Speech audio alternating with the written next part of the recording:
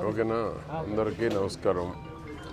ఈరోజు కల్తీ నెయ్యి ఏ విధంగా రోజు రోజుకి సాక్షి పేపరు, సాక్షి పత్రిక, సాక్షి టీవీ, వైసీపీ నాయకులు కల్తీ నెయ్యి మీద భక్తుల మనోభావాలు బాధపడేటువంటి విధంగా, బాధించేటువంటి విధంగా వాళ్ళు చేస్తున్నటువంటి అసత్య ప్రచారం తప్పకుండా శ్రీవారితో పెట్టుకున్నటువంటి వాళ్ళకి భవిష్యత్తు ఉండదు.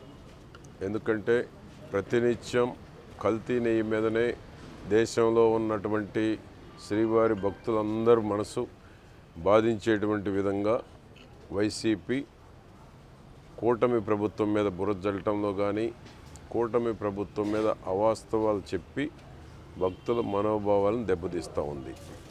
దానిలో భాగంగా ఈరోజు శ్రీవారి ఆలయాన్ని పసుపు నీళ్లతో శుద్ధి కార్యక్రమాన్ని చిలకలూరుపేటలో మహిళా విభాగం మహిళలందరూ వచ్చి దేవాలయాన్ని పసుపు నీళ్లతో శుద్ధి చేశారు. అదేవిధంగా వైసీపీ నాయకులు ఏదైతే దుష్ప్రచారం చేస్తున్నారో అవాస్తవాల్ని వాస్తవాలుగా చిత్రీకరించేటువంటి ప్రయత్నం చేస్తూ ఉన్నారు. సిట్టు స్పష్టంగా చెప్పింది, తిరుపతి లడ్డులో కల్తీ నెయ్యి వాడారు, భక్తుల మనోభావాలు దెబ్బతీశారు అని స్పష్టంగా సిట్టు చెప్తా ఉన్నప్పటికీ వైసీపీ నాయకులు పాలు లేకుండా నెయ్యిని తయారు చేసిన చరిత్ర కూడా వైసీపీ పార్టీది, ఆ ముఖ్యమంత్రి జగన్మోహన్ రెడ్డిది.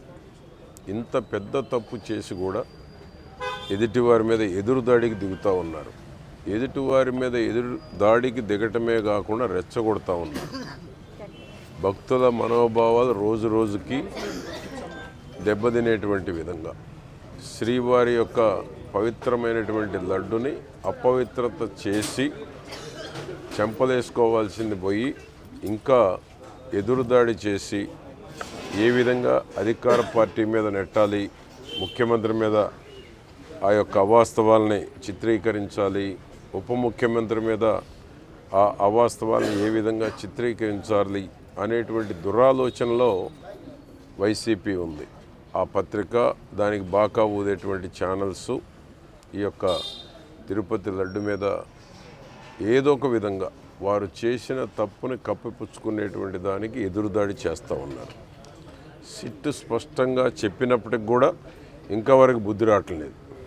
ఏదో ఒక విధంగా తప్పుని సరిదిద్దుకునేటువంటి ఆలోచన కూడా చేయకుండా ఎదురుదాడి చేస్తూ ఉన్నారు. సిబిఐ మాకు స్పష్టత ఇచ్చింది, మీరేం సమాధానం చెప్తారని సిగ్గు లేకుండా మాట్లాడుతూ ఉన్నారు.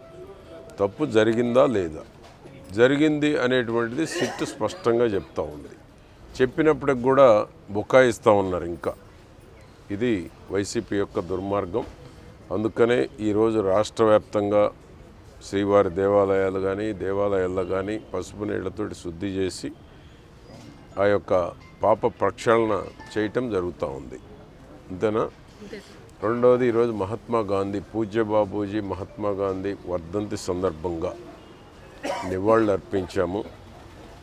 అహింస, న్యాయం, ధర్మం కోసం పోరాటం చేసి గ్రామ స్వరాజ్యం తీసుకురావడం కోసం వారు చేసినటువంటి కృషి భరత జాతి ఉన్నంత వరకు ప్రతి ఒక్కరి హృదయాల్లో మహాత్మా గాంధీ గారు ఉన్నారు. వారికి ఈరోజు ఘనంగా నివాళులు అర్పించడం జరిగింది.